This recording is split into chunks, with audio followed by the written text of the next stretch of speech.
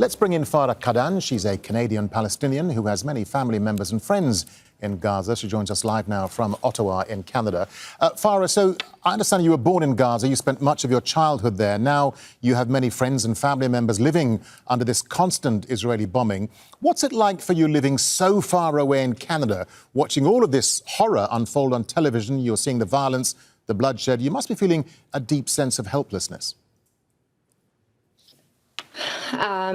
Hi, Darren. Thank you for having me. I honestly oftentimes don't find the words to really articulate what it's felt like for me and for so many people who align themselves with what's happening in Palestine. The dehumanization that we've been witnessing from all corners, from our government, our elected officials, down to the media groups here in Canada and really across the world, has been just horrifying to witness. It's been fueling and justifying the horrific slaughter and violent displacement of the people that have been besieged in what's being dubbed a death camp within the confines and borders of the Gaza Strip.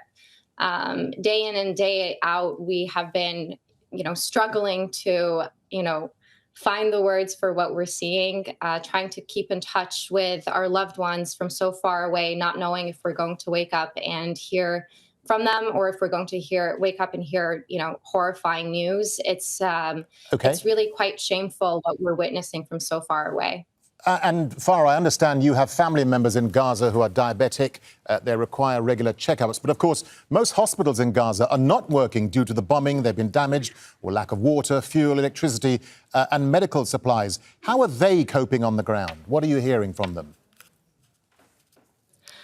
They're in the same boat as everyone in Gaza right now. There is no access to any medical facilities, any support, any medication.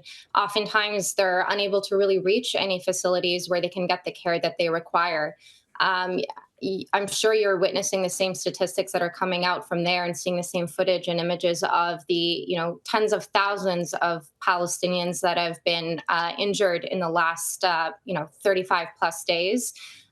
Everyone is in the same boat. Everyone is rationing food. Everyone is trying to reconcile whether they're going to be awake the next day, if they're going to be able to survive the following week. It's been incredibly difficult, and we can see and we can sense, we can feel the helplessness that's been seeping into their voices every time that we try to get in touch with them. And witnessing it from so far away has just been absolutely devastating. Farah, let me ask you about the Palestinian diaspora in Canada. What's the mood among your community there about Israel's war on Gaza and also, more importantly, Canada's position on the war?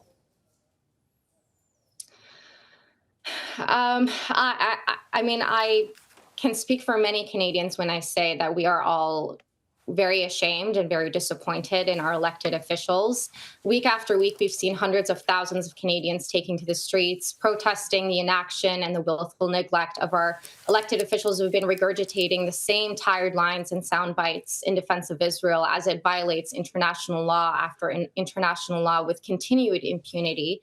We have signed petitions, sent letters to our members of parliament. We have, continuously ensure that we're sharing our outrage with what we're witnessing on the ground in Gaza. And for whatever reason, we continue to be dismissed. Our, the mere language that's being used to dehumanize Palestinian and media rhetoric has also been adding fuel to what a lot of the people in Palestine are being subjected to in the justification of Israel's actions.